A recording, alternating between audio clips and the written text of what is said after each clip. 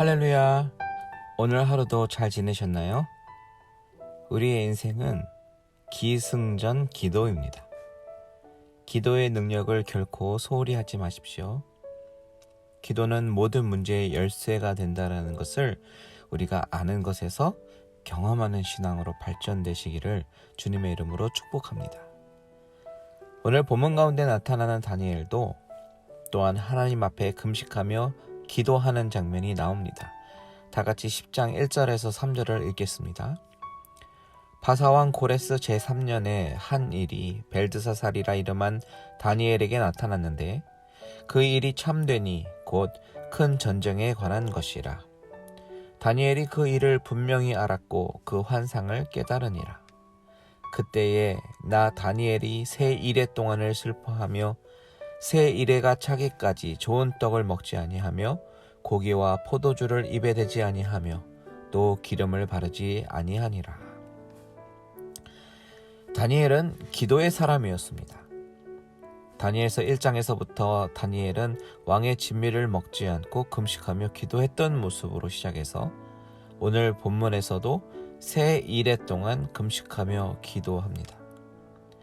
새 이래 3주 동안 기도하는 이 모습이 지금 한국에서 유행하는 다니엘 기도의 모티브가 되었죠. 아마도 오늘 본문 10장에 등장하는 다니엘은 어린 다니엘의 모습이 아니라 백발이 성성한 노인의 다니엘일 것입니다. 그런데 그의 그 많은 인생의 세월 가운데 그의 기도 생활은 어떻게 변화되었습니까? 결코 축소되지 않고 여전히 무슨 일이 있을 때마다 하나님 앞에 엎드리며 기도하고 간구하는 모습을 우리에게 보여줍니다. 우리는 기도에 관해서 생각해 볼 때 우리의 소원을 아뢰고 우리의 삶의 문제를 해결받기 위한 수단으로 기도를 하는 경우가 많이 있는 것을 봅니다. 이것은 저도 마찬가지예요. 그리고 여러분도 마찬가지일 것입니다. 왜냐하면 하나님이 모든 문제의 해결자이심을 믿기 때문입니다. 하나님이 내 인생의 주관자이심을 인정할 때 자연스럽게 나오는 우리의 행동은 바로 기도일 것입니다. 그렇다면 본문의 다니엘은 어떻습니까? 1절에 보면 다니엘이 한 환상을 보았습니다. 본문에는 한 일이 나타났다라고 말하고 있는데 영어 성경은 A word revealed to Daniel이라고 얘기합니다. 어떤 하나님의 계시가 있었던 것입니다. 그런데 그 계시는 바로 전쟁에 관한 말씀이었습니다. 1절에 보면 그 가운데 다니엘이 깨달은 것이 한 가지 있는데 그것이 무엇이냐면 바로 그 일, 그 말씀이 참되다라는 사실이죠. 다니엘에게 보여진 이 전쟁에 관한 환상 혹은 계시가 true라는 것입니다. 그것을 깨달았습니다. 그것을 깨닫는 순간 다니엘의 반응은 어땠습니까? 새 이래 동안 슬퍼했다. 그리고 새 이래가 차기까지 좋은 떡을 먹지 않고 고기와 포도주를 입에 대지 않고 기름을 바르지 아니하였다라고 말을 합니다.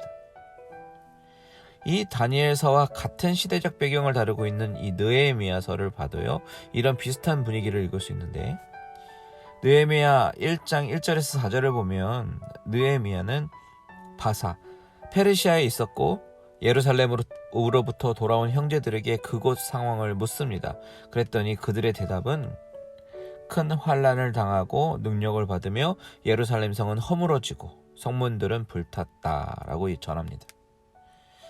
이 말을 전해들은 느헤미야의 반응은 앉아서 울고 수일 동안 슬퍼하며 하나님 앞에 금식했다, 기도했다라고 기록합니다. 이와 비슷한 시기이기 때문에 아마도 다니엘도 비슷한 슬픔을 겪으면서 슬퍼하고 금식하고 있는 것으로 보입니다. 민족의 아픔을 경험할 때, 그리고 그것이 하나님의 전적인 주권 가운데 진행되는 심판임을 알았을 때 이 하나님의 사람들의 반응은 바로 그들이 슬퍼하며 주저앉아서 금식하며 기도하는 것이라는 그 사실을 우리는 기억해야 됩니다. 하나님의 사람은 바로 마음을 찢으며 기도합니다. 저는 이 부분을 보면서 이런 생각을 하게 되었습니다.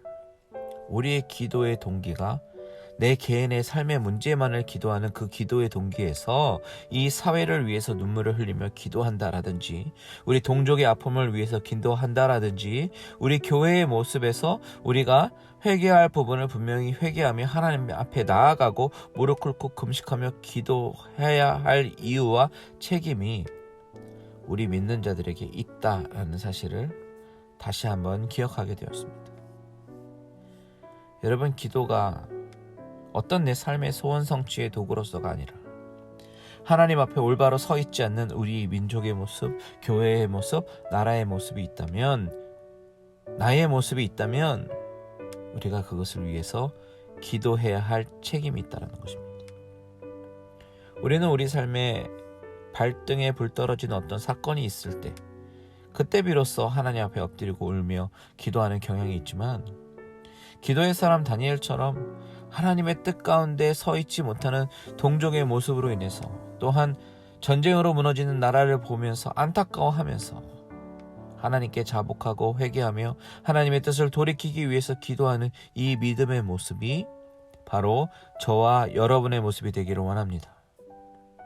소돔과 고모라가 무너질 때 의인 10명이 없어서 무너졌어요.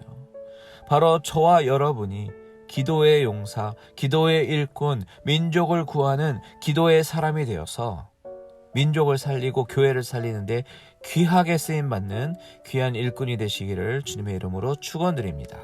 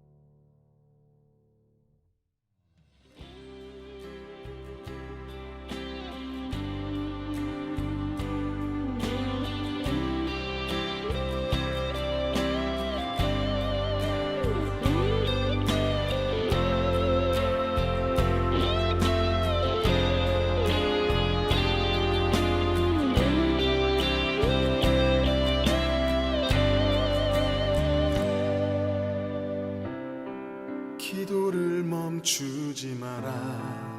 눈앞의 상황이 마음을 눌러도 원망치 마라. 너의 입을 지켜라.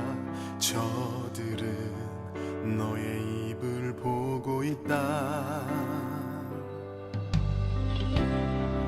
마음을 뺏기지 마라. 내가 널 도우지 않는단 소리에 너의 모든 게 불리해도 너는 기도를 계속해라. 너 기도를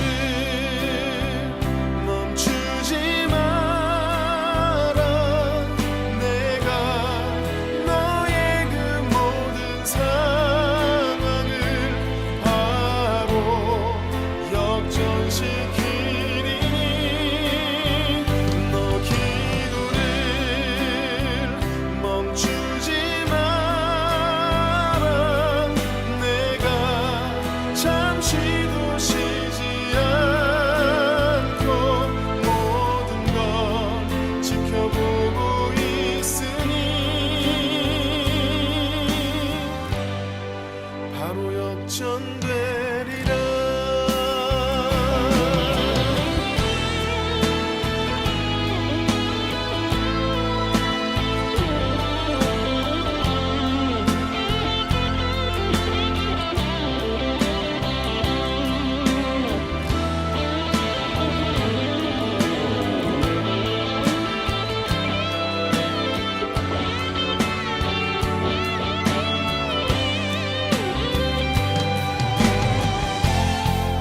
저들의 힘이 너를 압도해도 저들의 힘이 내 숨을 조여도 너는 보리라. 기도의 능력을 내가 역전시키리라.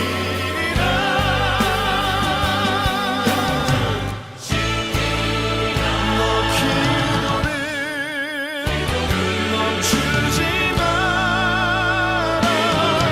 내가 너의 그 모든 상황을 바로 역전시키리니 너 기도를 멈추지 마라. 내가 잠시도 쉬지 않고 모든 걸 지켜보고 있으니 너 기도를 멈추지 마라. 내가 너의 그 모든 상황을 바로 역전시키리니